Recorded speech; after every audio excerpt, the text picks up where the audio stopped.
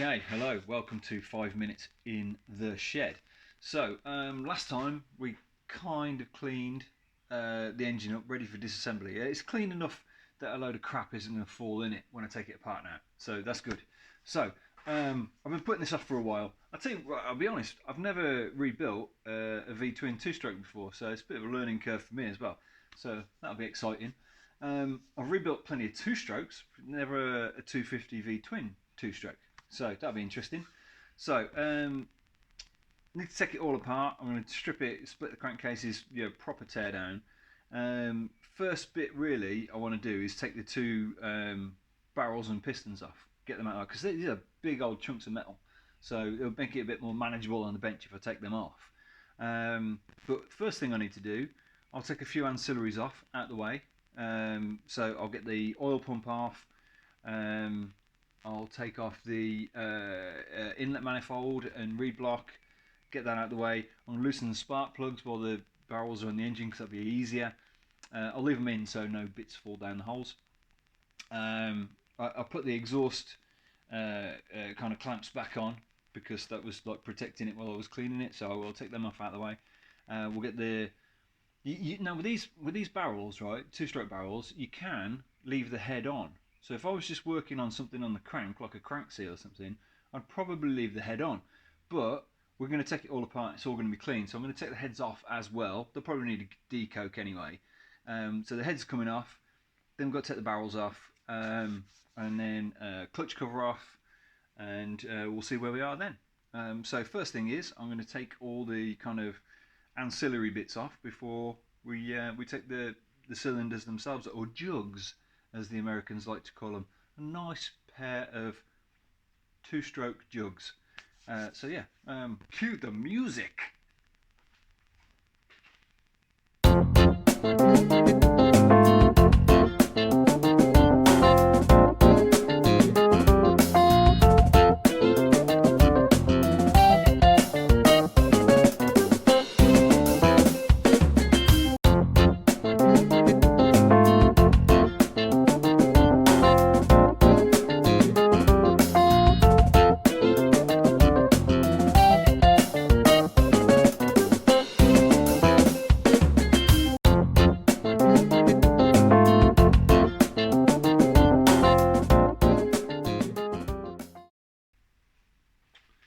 Okay, so all the bits are off, so the barrels and heads are ready to come off now.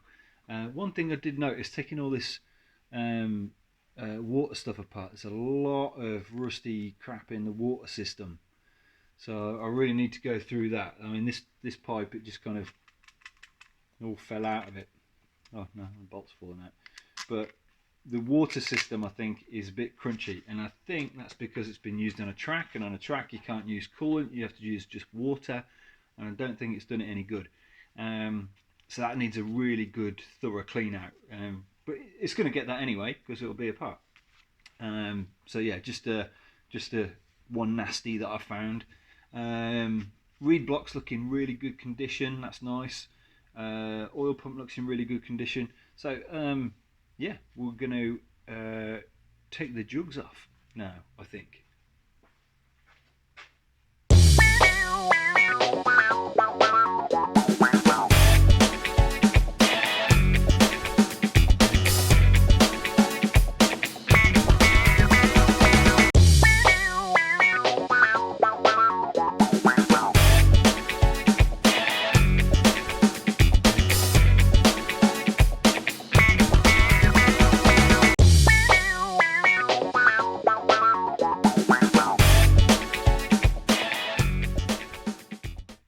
Come here then.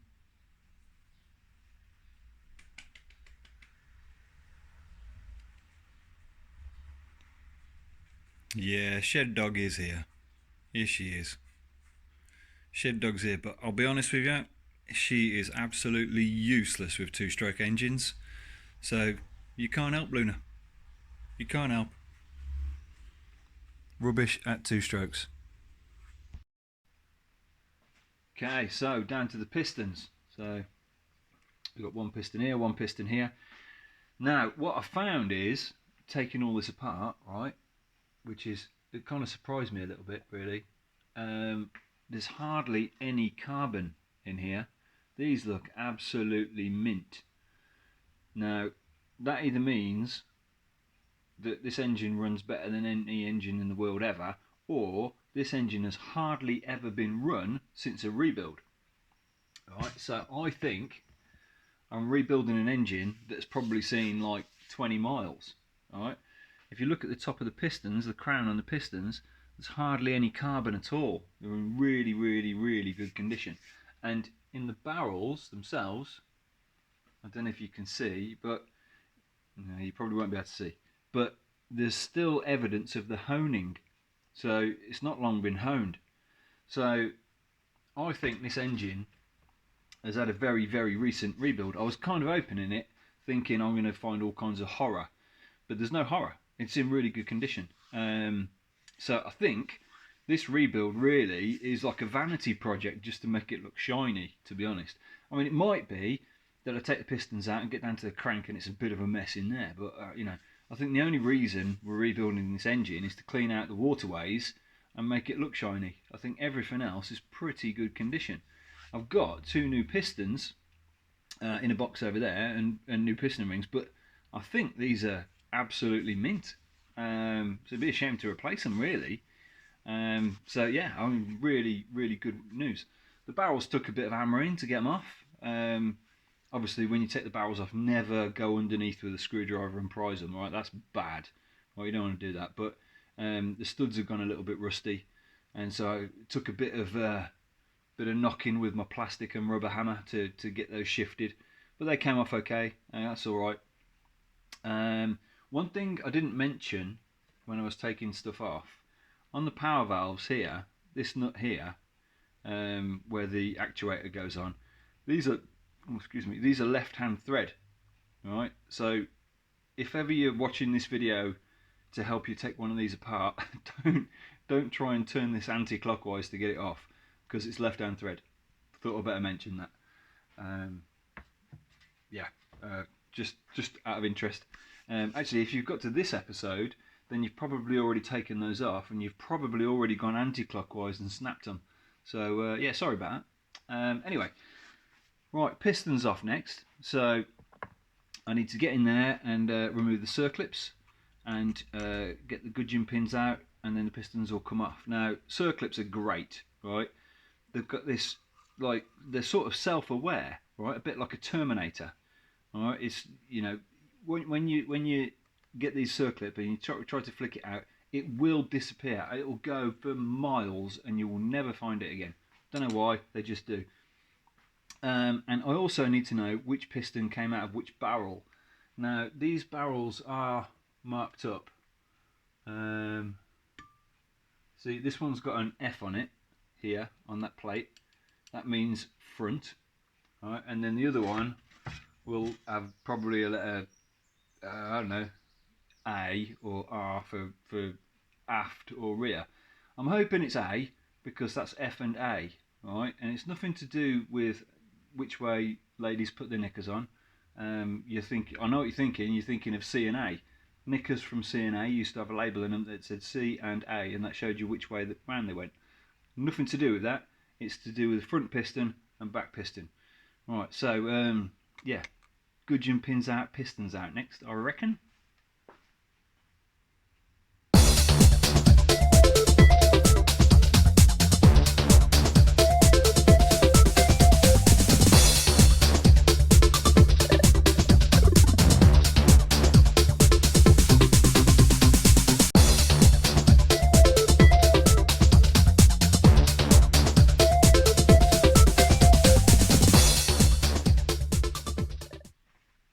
Right, and they came out pretty easy.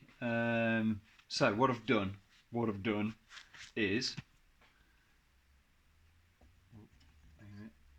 so here's the piston.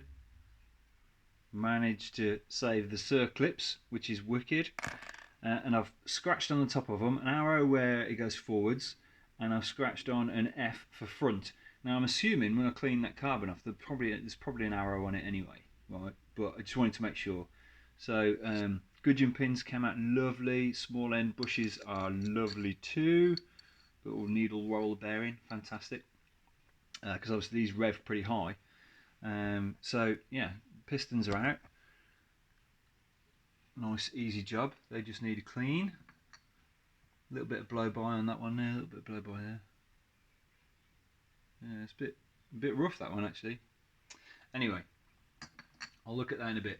So I think the next job is I'll take the water pump clutch cover off, and we'll see what we've got underneath there. Right.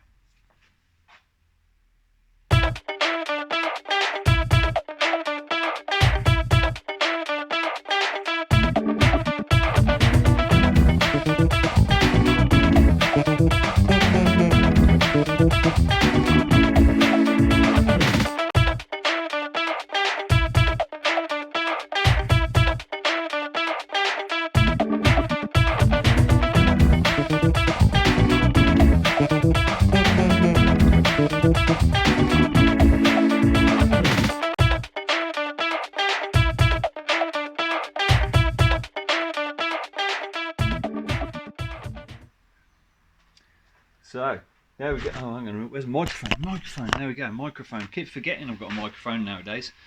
Right. So short engine. All top ends gone. Barrels gone. Jugs. They're all off. Mint condition. Just need cleaning up. A bit of vapor blast. Make them look lovely. Okay. Inside the clutch. Kickstart. Look perfect condition. Clutch looks in really good condition. I'm going to need to have a look at the plates. Inside, clean as a whistle. Obviously, as you can tell, this is the wet clutch model, not the dry clutch one. So that's all great. Next job then. I want to split the cases, and I can't split the cases when the clutch is on. Right, so I have to take the clutch plates off, pull the centre of the clutch out, take that off, and I'll need to take the crank wheel off from there as well. And I need to take the generator off from this side. So this will all come off. Best take all that off, no problem. The crank, I need to lock the crank to be able to undo it. And while I've got that locked, I can take the generator off as well. I haven't got a special puller for that. You need to see how I can pull that off. But yeah, all pretty good, ready to go. So I think that's going to be the next episode. All right, so down to a small engine. Next episode, take the sides off and splint the crankcase. Fantastic, we're getting there.